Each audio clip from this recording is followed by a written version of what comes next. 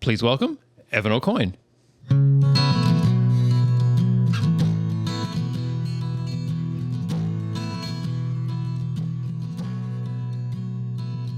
The wind fills her sails, the sunrise kissed the shore. Gulls are waking up this morning.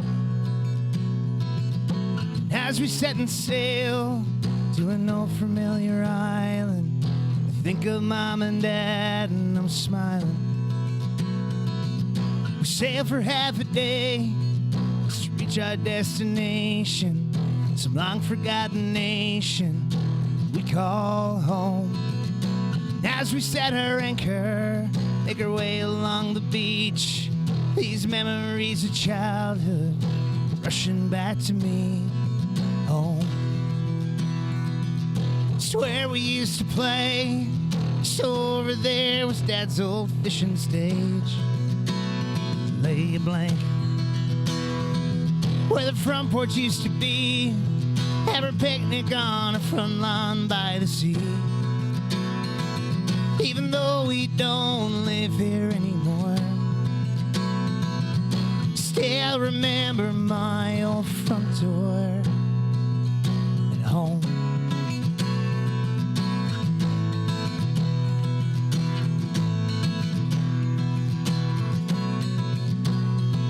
Well, the last to leave the town was in 1957. They floated all their homes on logs across the bay.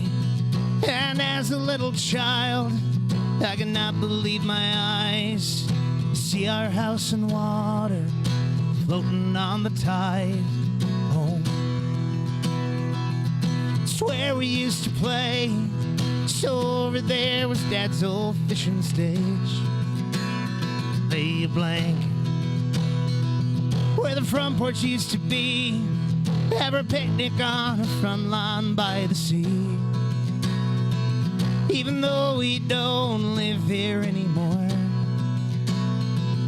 still I'll remember my old front door at home.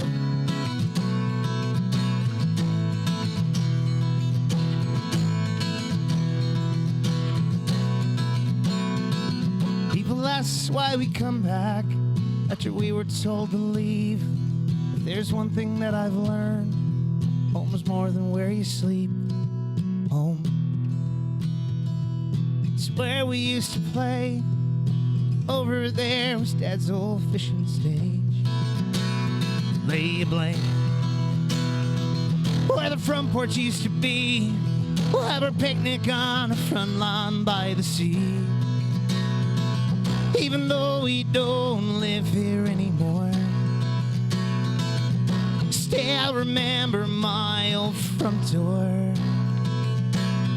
Penny candy with Mom at the store. Now the oil skins that my father wore at home.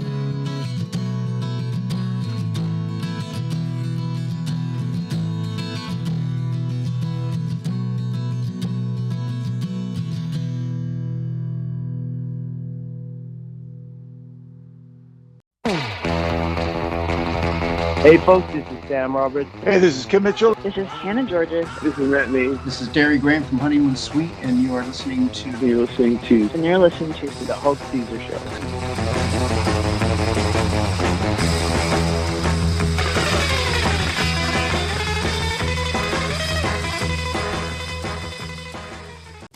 Welcome to the Hulk Caesar Show. I am your host, Hulk Caesar, broadcasting from Caesar's Palace on the boulevard high above the mighty Kitty Vitty Lake.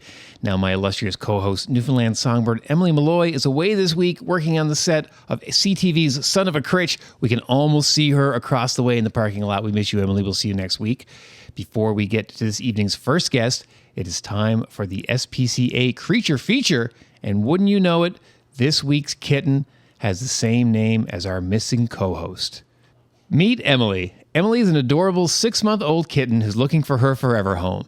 She's a typical, playful, attention-loving sweetheart whose absolute favorite thing to do is perch right on your shoulder like a tiny parrot. Now, future owners must know that Emily has chronic kitty flu and she'll need a dedicated family ready to give her regular vet checkups, a little bit of extra TLC to keep her healthy and happy. She was watched, all her brothers get adopted, and she's just patiently waiting for her own happily ever after. Now, if you've got a shoulder ready for a sweet little parrot cat, you can drop an email to info@spca.stjohns.org to request your application today. Our first guest this week is a St. John's-based singer-songwriter whose career spans decades of acclaimed recordings, international radio play, and performances across North America.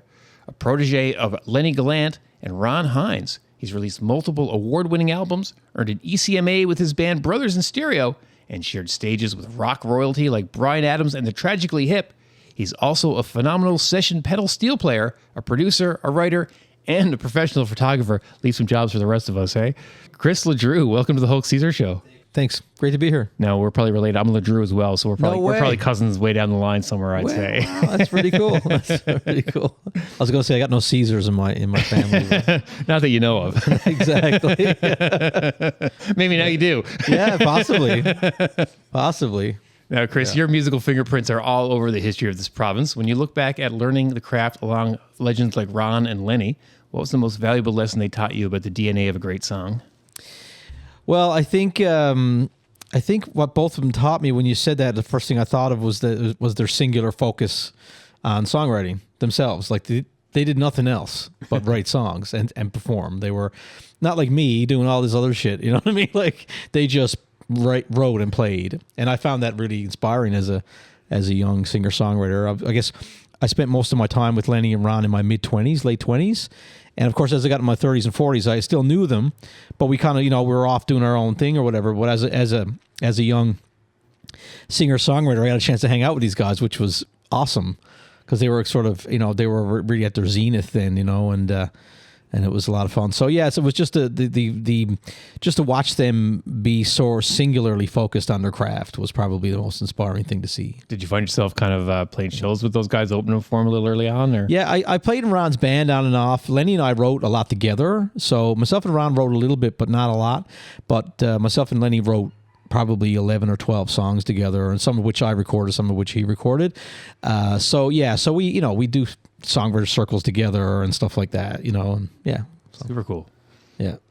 Now, you're a massive fan of popular music history, especially classic rock. From your perspective, what do you think is the biggest difference between how the music industry operates today versus the golden eras of the 60s, 70s, and 80s? Well, I guess in the 60s, 70s, and 80s, you had a record business, like a standard, audience-funded music business, right? So people will buy albums, and then that money will be used to make more albums and things like that. So it's much different now because music is rented. I guess you rent it now per month or whatever. So it's much different than it was. That's probably the biggest difference, I guess. And that has changed, the quality in some ways. I don't know where I'm a little older. I don't know if I can't really say. I can say, I guess, subjectively that better quality music was made back then because of the budgets. The budgets were just monstrous, right? Because like if you were a million-selling album or million-selling artist, then you knew that your next advance was going to be several $1 million. You could just do whatever you wanted. There was just so much money. There was just so much money. What's a band that you think would be a good example of that? The Eagles. Oh man, the Eagles. I hate the fucking Eagles, man. The Eagles were fucking rich, man. Like they were another level, and they weren't even as rich as their manager. You know what I mean? Like their manager was 10 times as rich as they were, and their record label was 10 times. There was just so much money, and everyone thinks that like they look at the Eagles like the Eagles were always on the road. Like they probably did. I don't know. Maybe 4 tours in all of the 70s and spent the rest of the time sitting around their pool drinking and doing drugs. That's. I do not like Don Henley. I don't like Don. I wrote a review on that show they did out in Grand Falls. I went out to it and I did a review. Scathing review. I did it. I couldn't help it. I sat down and just tore the band to shreds. Oh, I'm gonna read that. Yeah, I'm gonna start reading that before I go to bed every night. Because I was like, I was photographing everything that day because I was writing for this magazine called Onstage Magazine in the U.S. and I'd gone out there like in the role of like reviewer of the whole whole day. So anyway, so I was backstage. I had the privilege of being able to go anywhere.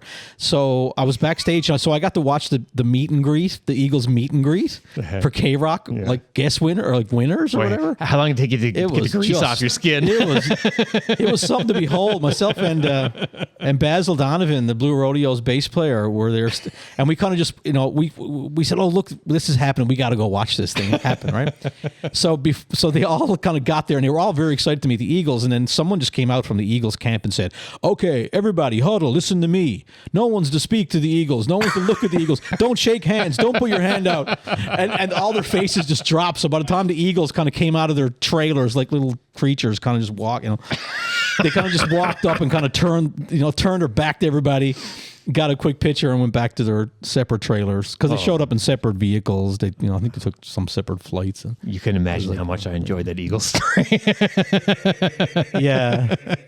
Yeah, it was something to behold.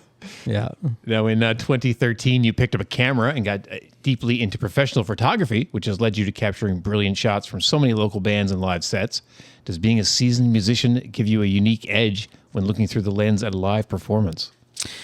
Yeah, well, I grew up reading Rolling Stone magazine, Guitar Player magazine, and looking at all these photos. So when I started shooting concerts and shooting publicity photos for musicians, I just wanted every shot I took to look like it came out of Rolling Stone or Spin or one of these publications that I read growing up. So that's kind of like all of the classic rock photographers were influences for me. Jim Marshall is an example of, he took all that stuff in the early 70s, all of the Stones stuff. Like, so he would just go on tour with the Stones. He would jump on the plane. Like, he was a bigger druggie than anyone in the band. Like, it's like, you don't think of the photographer as like the problem on the tour. And this guy was like a complete mess, but he just had cameras hanging off him, and he could walk out literally and stand next to Keith Richards on the stage. So he had these wide angle shots. He had access to everything. Right. Amazing. So like you see, like someone asked him in an interview one time,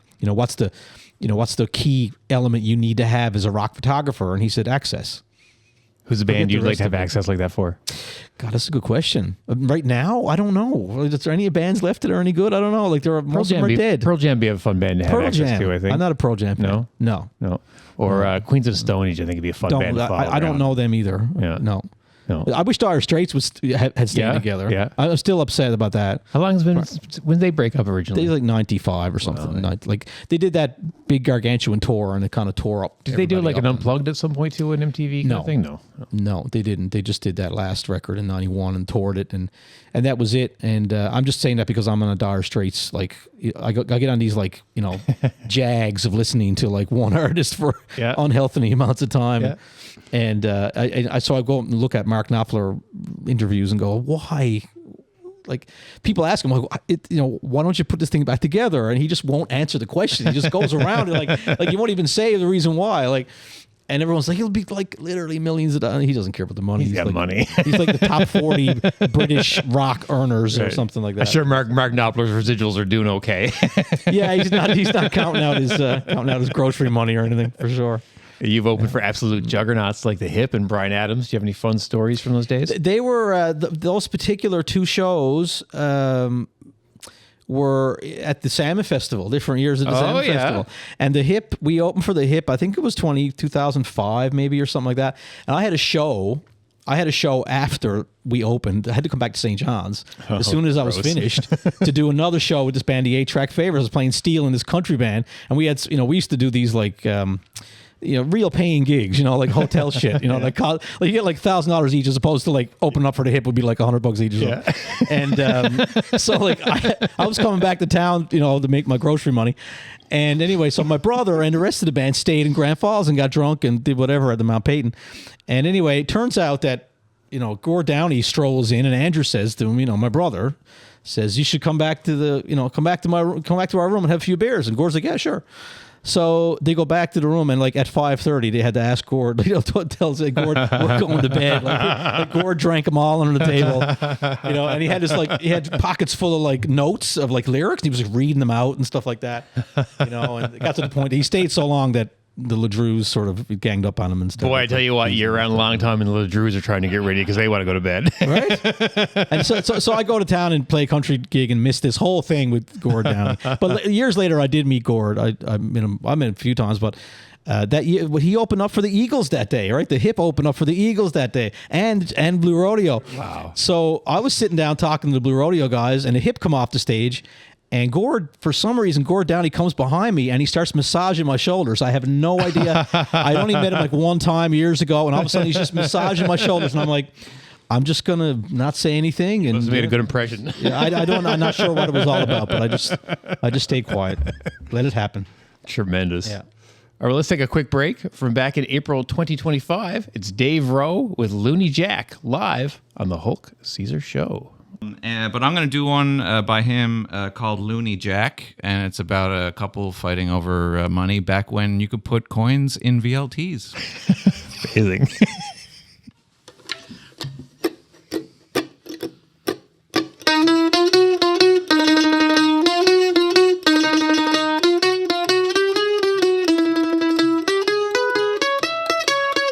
Now come on, Mary, ain't you being contrary? You say you're leaving me and you ain't a-coming back. Well, oh no, dearie, I ain't being contrary. It's your lifestyle I can't hack, Jack.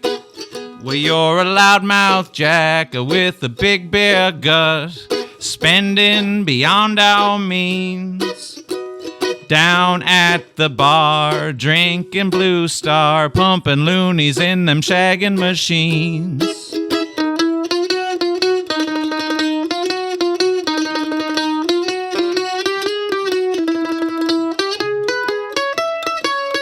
While you're pumping loonies, I'm going loony, waiting on you to come home. Well, then you come in here, drinking a beer. You spent our money for the lights and the phone. Well, no more waiting alone. I've decided I'm gone out in that big world, and I ain't a-coming back. I'll meet thousands of men. I may try again, but guaranteed he won't be a jack.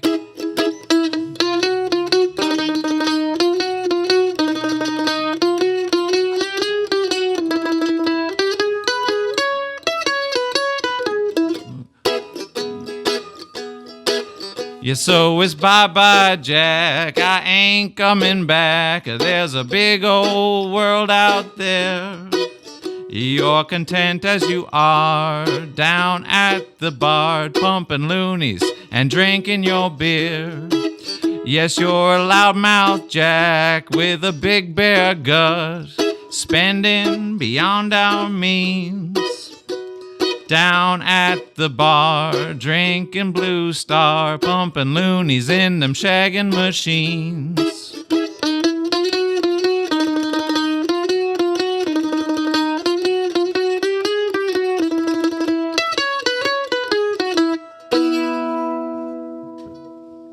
Welcome back to the Hulk Caesar Show. We are hanging out with the legendary Chris LeDrew. Now, Chris, you've spent much time as a session guitarist. You've had a front row seat to how other artists create. Is it tough to switch gears from being the guy in total control of your own solo music to being a player whose job it is to elevate someone else's vision?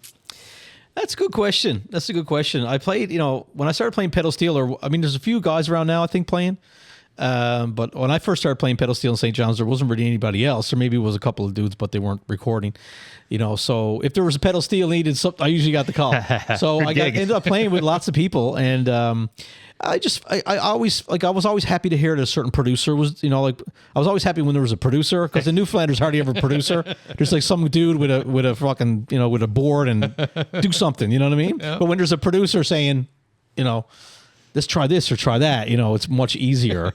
I used to always say, like, produce me, I'm ready to, I got everything turned on. Tell me what to do, tell me what you want. And they just make it sound, like whatever, people try to describe pedal steel and they don't quite know what they're talking about. So I just try to give them something that sounds like a pedal steel usually. And then most often, like, I would hear the album after and it would be buried or something. You have to hear it, right? It's like Jesus, you could have turned it up a bit, What have been some of your favorite projects to work on? That's a good question. I I played in 2010. I played on a record that my friend Barry Canny made called Light of a Setting Sun. And Corey Tedford had produced it. So I went to Halifax, or went to Corey's place in Dartmouth, and brought my steel and played steel on that record. And it was like over a 2-3 day period. And it was just one of those albums, everything just clicked. It just like, and of course, Corey, these guys, Corey and Barry are all dear friends of mine, but also very talented people.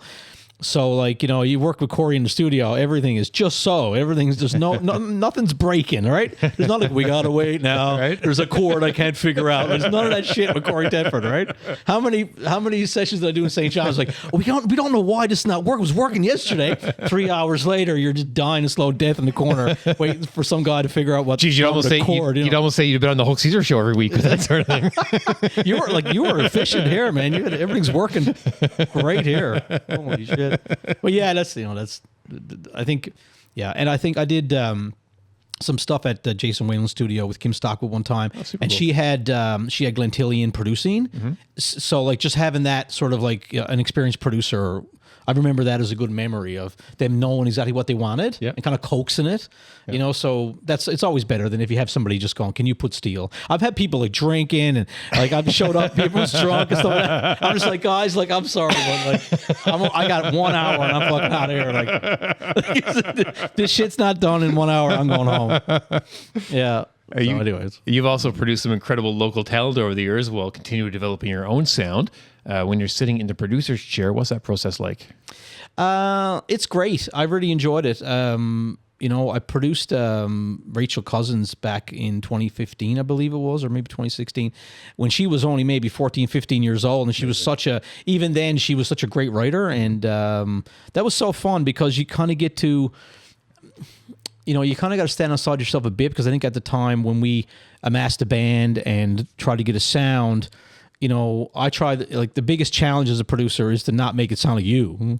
Because, like, I'm a Tom Petty. I want everything to sound like Tom Petty and the Heartbreakers. So, like, if I'm producing somebody, I got to be careful not to want to make them sound like I think they should sound. Yeah. And I think that's the biggest challenge. That makes sense. Yeah. So, I think my fondest memory is, probably that challenge, I suppose, of making someone sound like themselves, Yeah. Cool. Now, we talked about your rock and roll photography, which kicked off back in 2013. What have been some of your favorite artists to photograph so far? That's a good question. I photographed so many people here. It's like a blur. Really, how many Newfoundland. That's how I feel when people say, who's your favorite guest? I'm like, oh my God, we have so many guests. Yeah. I love them all. Yeah, I right now, it's hard for me to even think about who would be my favorite, because I think most of the musicians I knew anyway, so we just have a lot of fun, and we just go somewhere and have. Do you find St. John's is like that anyway? Like, you go work on a project, everybody kind of knows each other anyway. Yeah. They got history together, and it kind of like it melds quicker because of that. Do you find?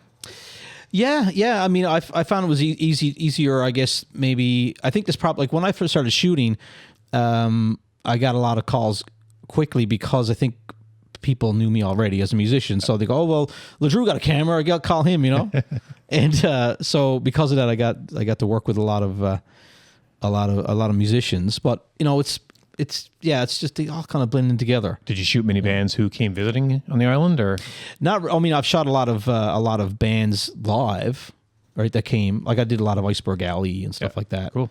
But I didn't do any. I don't think I did any publicity work. Yeah. I didn't really look for that kind of work. Yeah. Like, I didn't really, but yeah, for Iceberg, I can't remember how many bands. So many. I don't know how many bands I shot on Iceberg. So many. I try to think of all the bands I saw in festivals in Vancouver between like 2000 2004, and it's like, I'll be like, oh yeah, I saw the Foo Fighters. That's right. That's right. They were on the bill that day. They were there. Yeah. All right, Chris. Well, thank you so much for joining us. Well, thanks for having me. It was great. Got anything you'd like to plug? So I'm working on a show now with the JAG Soundhouse. So we're doing a tribute to Canadian classic rock on the day before Canada Day. Amazing. So we positioned it. It's called CanCon. Nice. Mike Campbell had named it for us. Nice. Mike was like, Mike, what are we going to call this thing, this Canadian rock show, CanCon? Then it turns out no one knows what the hell that means, only people in the radio. Right. Right? So no one's going to come, but I'm sure it'll be fine. What kind of band you going to cover? There's everything, just you name it, right? Yeah. The Hit, Blue Rodeo, Guess Who, and some of the 90s stuff, Our Lady Peace, and Mother Earth, all of the classic Canadian stuff. So it's called CanCon. It's going to be, I think it's a Tuesday, June 30th. Next day, is a holiday, which that's the idea. Yeah. Maximize on the booze sales and all that stuff. Tickets on sale already? Yeah, tickets are on sale. Yeah, they're on sale. You can go to the JAG Soundhouse website. And it'll bring you to the Tixer site there. And there's some seated and some standing, general admission, and some seated. So, yeah. I haven't been to a show down there yet, but I heard it's fantastic. Oh, you got to go down, man. It's great. Yeah, it's a lot of fun. Awesome. Thanks so much. Yeah. Thanks for having me.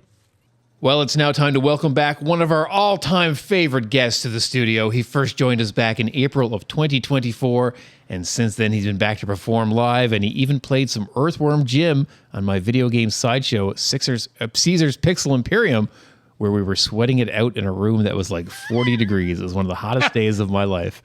He's an incredibly busy force in the local scene, balancing solo projects with multiple band lineups, and he's moving fast right now with a mountain of new music on the horizon. Hulk Caesar Show All-Star, Evan AuCoin. Welcome back to the show. It's great to be back, and it's nice to be in a room that has far more climate control than the old one, because I think I almost died that day. I often tell people the story when I talk about why we came back here after we were down. We would love Posey Row, of course. We had a studio down at Posey Row. Yeah. But Evan, that's the story I always tell. Is like one day me and Evan were down there playing video games, and We were dying. it was just like there was like a big mound of paper towels in the middle. Every 10 minutes we'd stop and wipe ourselves off.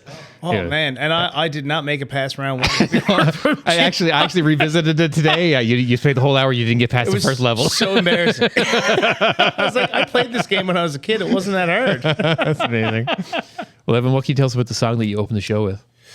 So the song I opened the show with is a song called Home, and it's a song that I'm working on now as part of my first full-length solo record. I've done a couple records with various bands. I've had a solo EP in the past, but I'm actually in the process now of working on my first full-length solo record, and a record called Silhouettes of Stories. And Home is a song that I started writing, I think, 10 years ago. I used to play in the Celtic Fiddlers a long time ago, and when I played with them, the director Corona Brophy, who's still a dear friend of mine, she used to tell this story about friends of hers that were sailors, and they used to sail out in Placentia Bay area, and they went to this. They used to go past this particular island called Flat Island, and Flat Island was a resettled community. So they this one particular day they saw these two older ladies on the island having a picnic. So they'd never seen anyone on the island before, so they sail on over, and they set anchor and come up, and they kind of, what brings you guys here? And they said, well, this was our front porch when we were children. So we're kind of getting older and getting on in age now. We can't really make the trip anymore, so this is our last picnic on our front porch. And she told that story 3 or 4 times, and I really it just kind of hit me in a way. And I tried to write it. I had several versions of it, and finally last year I sat down and I figured out that arrangement of it, and it kind of came together. But yeah, so the song is sort of told from the perspective of the people having the picnic. It's told from the perspective of the two people that are kind of going out to the island, and this is their sort of last hurrah from the home that they remember from their childhood. Awesome. Yeah. All right. Well, what do you have for us next? So next up, I'm going to do the first single from the album released 2 weeks ago on May 19th. And it's a song called For You. For You is a song about my wife. I like to joke and say that it's the first song I ever wrote about her, because we lost the pad of paper that the first song was written on. And neither of us can remember enough of it to justify even trying to rewrite it. So it's, for all intents and purposes, the first song I wrote about her. And when we first met, I had 5 jobs. I had 4 actual paying jobs and technically 2 volunteer positions, but one of them was tied into one of the other jobs. Yeah. And she's a nurse in the ICU in the health science, the most busy trauma center in Newfoundland. So it's we're both very busy people. And now she is very proud that she managed to whittle me down to 1 job now. She's happy with that. I'm just a musician now, which is great. But that comes with its own challenges, because I work late hours and have to travel and that kind of thing. And she works 12-hour shifts, nights and days, all over the place. So For You is a song kind of about the declaration that regardless of what happens wherever we are, how much is going on in our lives, I'm always going to find the time. I'm going to make the time if we can't figure it out to be together in some way, shape, or form, to try to maximize whatever few minutes we have together. That's what that's about there.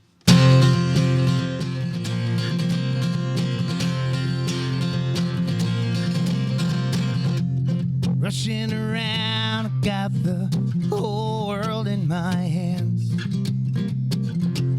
Weight of everything everything on my shoulders.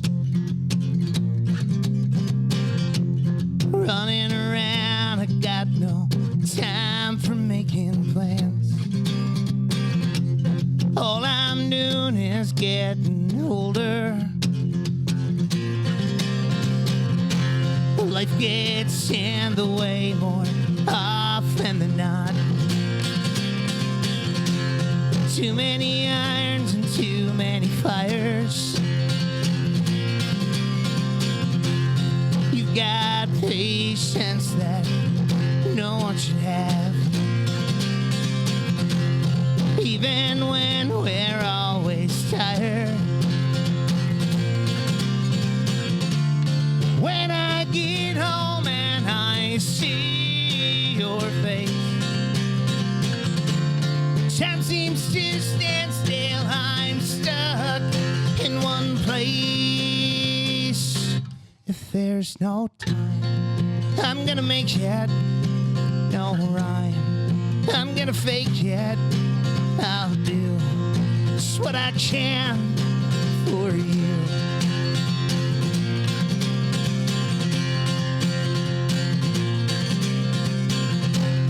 Finding you had made me change what I want to do. Taking time to make life quiet.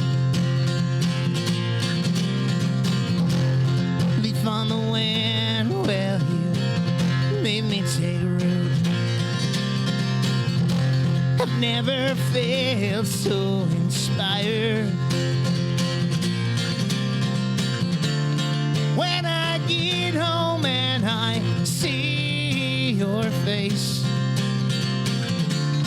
time seems to stand still. I'm stuck in one place.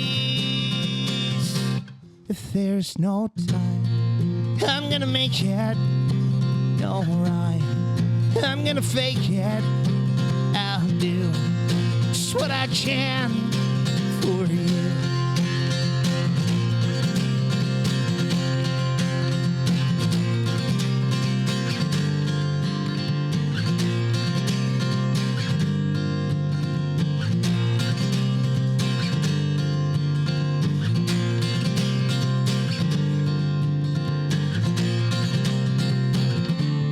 When I get home and I see your face, everything makes sense. I'm in the right place.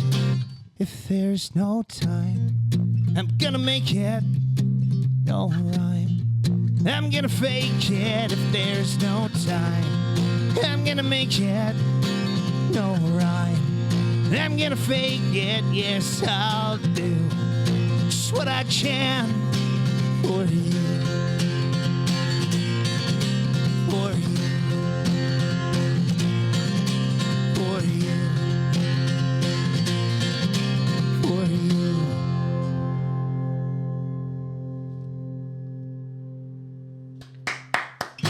Awesome. Nice too, man. Evan, thanks so much. Now, your single is just the first taste. You're working towards your first ever full-length solo album with the next single lined up for the end of June. After a decade away from solo releases, how's your songwriting style evolved for this upcoming record? It's evolved a lot. It's funny. I tell this joke, or well, it was a joke my dad told. I had an aunt. This was in my early 20s. I played a song that I'd written, and she goes, "My God, Evan, how do you write a song?" And my dad, before I had a chance to go, "Well, he finds a woman, and then that goes poorly, and then he seems to write some words about it." and my 20s, that's pretty much all I knew. So that's really all I knew to write about, and I hadn't really developed my own. Yeah, he still gets quite the kick out of it. He does. I hadn't really developed my own voice. I hadn't really found who I was as a writer, and I'd listened to a bunch of what my dad had listened to when I was growing up. So I was really into a bunch of classic rock and that kind of stuff, but he was really into also a lot of Bob Dylan and Neil Young. So I listened to a lot of really great songwriters, but I just didn't have the same depth of experience to be able to write that way. And so I found now, since having taken some time away from writing and spent a lot of time as a cover musician. I spent a lot of time slugging it out in the Irish bars and that kind of stuff with my band, formerly Rugged Shores, now Eastern Echo. And then back in 2022, I kind of got back into the original side of things with this country rock project I had, Midnight Watch. And that kind of reignited. I had these songs that I'd written for old bands that never really made it to anything. And then Midnight Watch comes along, and that kind of reignited. And I was realizing as I was writing, I was like, I kind of feel like I've found more of my own style, that kind of thing. And in the last couple of years, I've really gotten into a lot of East Coast singer-songwriters. To Chris's earlier points about Lenny Gallant, Lenny is a huge one for me, and Ron Hines as well, and gotten really into J.P. Cormier and Dave Gunning and guys like that. And that's kind of brought me in now to more of a storytelling side of things. And so I'm finding with my with my songwriting now, it's a lot more developing narratives and creating stories and kind of creating more vivid imagery and not really writing about myself, just writing about things that I've heard or stories that I've listened to over the years and that kind of stuff, and sort of fleshing them out. So I've kind of come into a more storyteller side of things, which is kind of what's inspired the title of the record, Silhouettes of Stories, where each of these songs is sort of its own little story. Some of them are about me, but most of them are about things that I've either come up with myself or that I've read or listened to over the years. Amazing. I know the new record on the horizon, and you just got back from playing your first off-island shows in a decade and attending the ECMA conference in Sydney. How did it feel to be back in full solo gear and pushing this brand new music out there? It was pretty great, honestly. I got to play a couple of really fun shows. I got to play a songwriter circle at the Green Room at the Glasgow Square Theatre in New Glasgow, which was awesome. I was traveling with Claire Porter, who's another friend of the show I know, and she's a fantastic singer-songwriter from here in Newfoundland as well. And we got to do a songwriter circle in New Glasgow. We also got to play the legendary Gus's Pub in Halifax, which was awesome. Great little venue. I love the glass casino that they have built around their VLTs to keep it completely hermetically sealed away from everything else.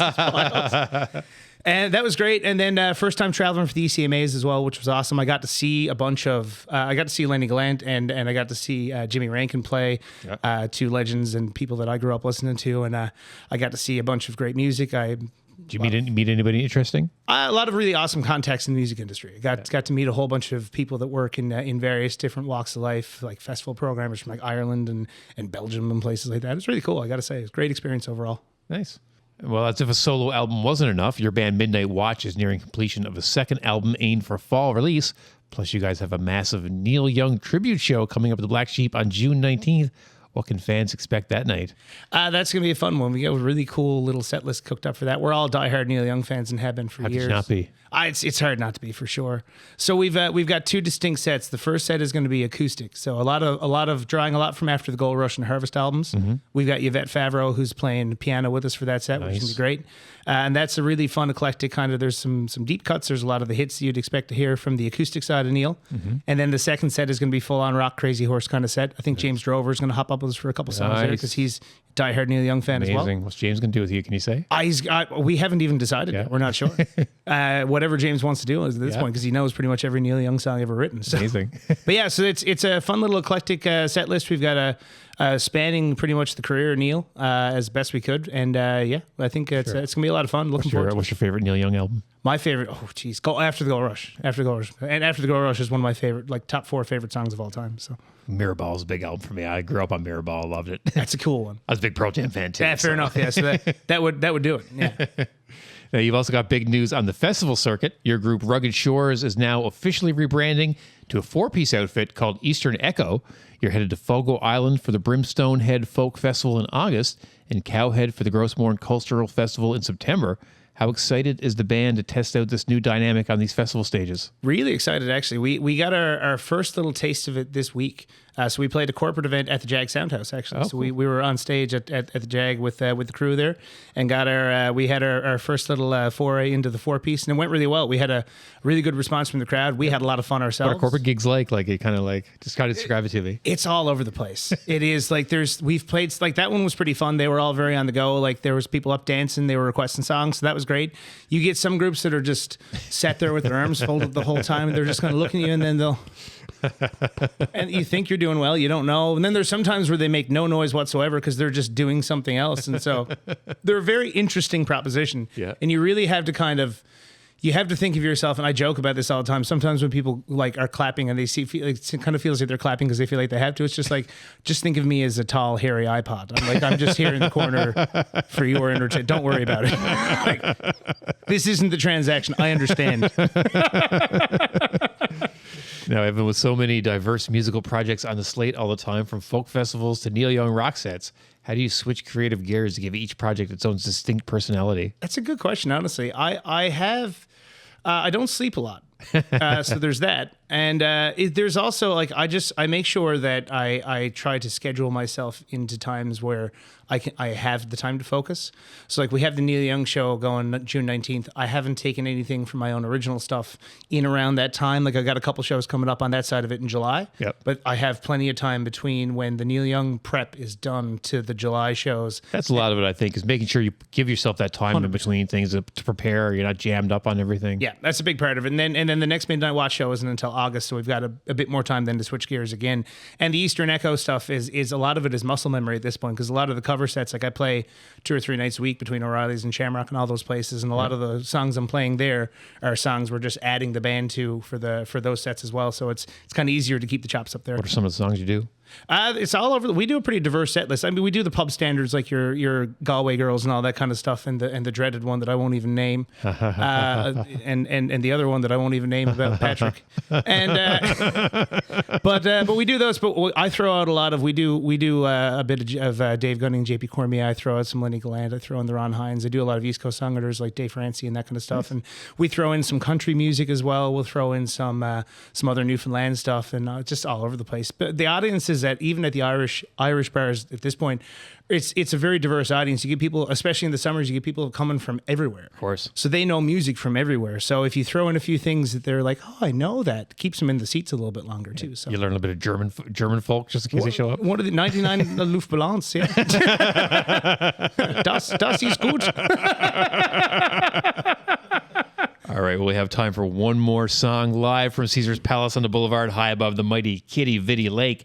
Evan AuCoin, what's it going to be? So my newest song. I say this a lot in sets, and sometimes the newest song I wrote like 2 years ago, but new is a pretty relative term. But I wrote this on the final Sunday of the ECMAs, so 2 weeks ago. Wow. I had just finished sitting through a songwriter circle that had a great, diverse, very amazing group of artists, and it culminated with 3 songs set by Lenny Gallant, Jimmy Rankin, and Con O'Brien from the Irish Descendants, and that was amazing. And so I was finished for the day. I was getting ready to kind of packing up all my stuff and get ready to leave the next day. And I went for a walk. There was a little trail behind my hotel. I was up in Member 2, just outside of Sydney. And I was walking down this trail, and there was a couple of kids there fishing. I used to trout a lot as a kid. I know Chris is an avid trouter from what I've seen from social media and that kind of stuff too. But I used to a lot as a kid, but never did.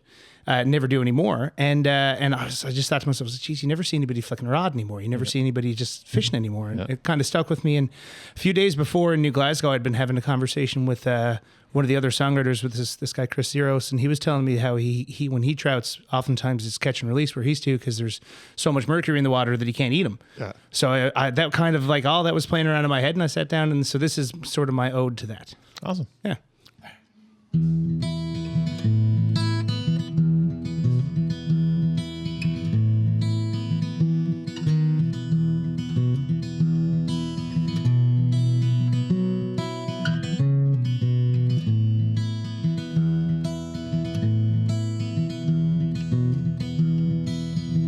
Nobody flicks her rod anymore. Gets home from school, grab your poles, and out the door. Run down to your favorite fishing hole and catch your score. Nobody flicks her rod anymore. Nobody jumps in ponds anymore. Strip down to your skivvies, jump in from the shore. Let the wild waters cool you to your core. Nobody jumps in ponds anymore. I'm not screaming at the clouds, I'm just trying to figure out when was all these behaviors changed. I know that I'm guilty to these city streets and Blundstone boots, and I know that everything can't stay the same. It's hard to know what's real these days. So many smoke and mirrors, all lost in a haze. The wealthy few that fund the fog all seem to be unfazed. It's hard to know what's real these days.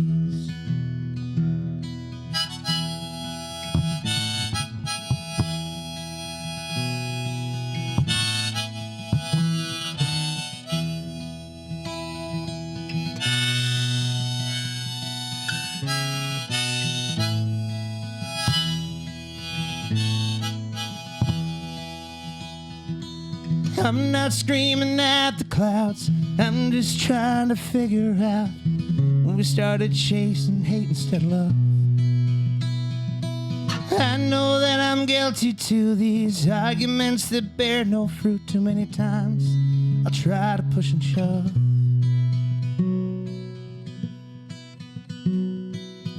Nobody flicks her out anymore. Mercury leached in too hard, can't eat them no more. Hurt your skin to swim, and it smells like poison spores. Nobody jumps in ponds anymore. Nobody flicks a rod anymore. Nobody flicks a rod anymore.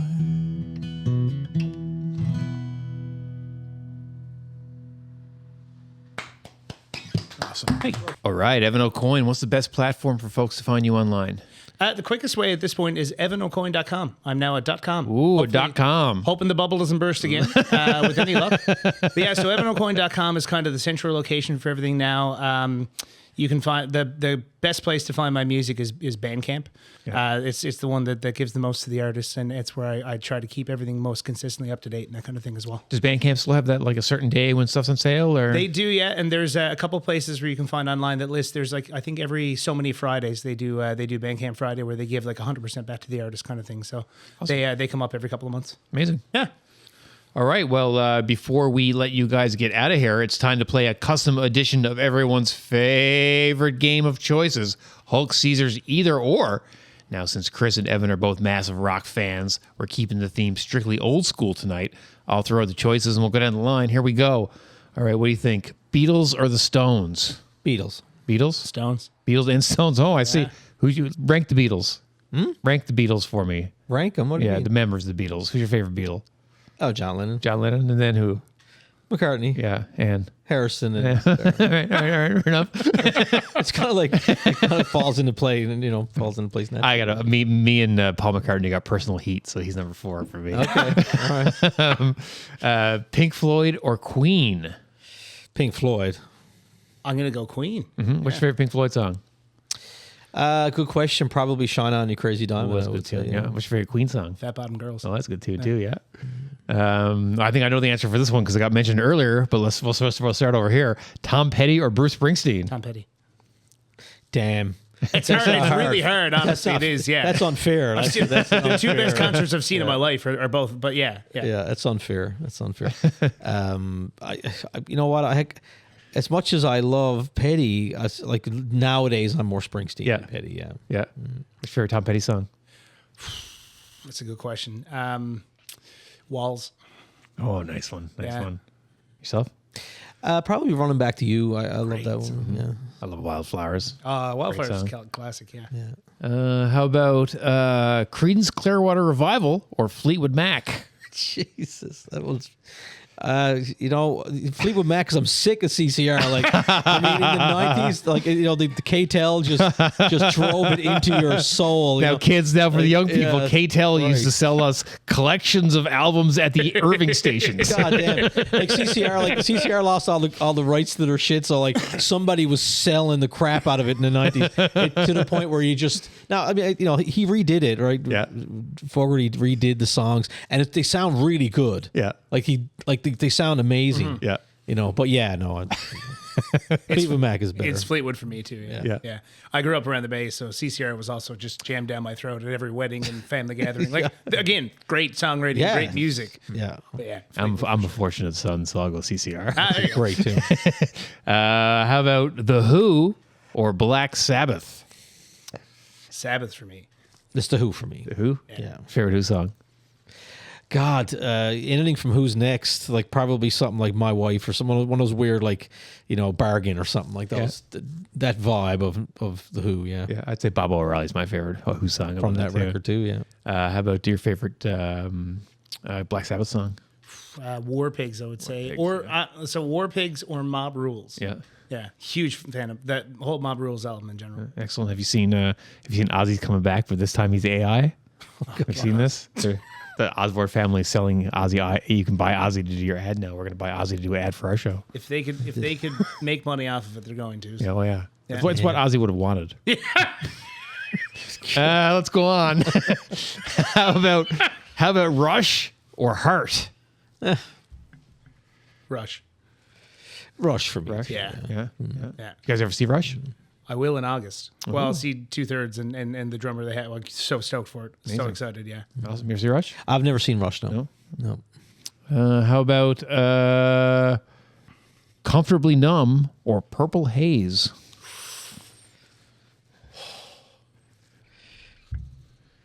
That's a tough one.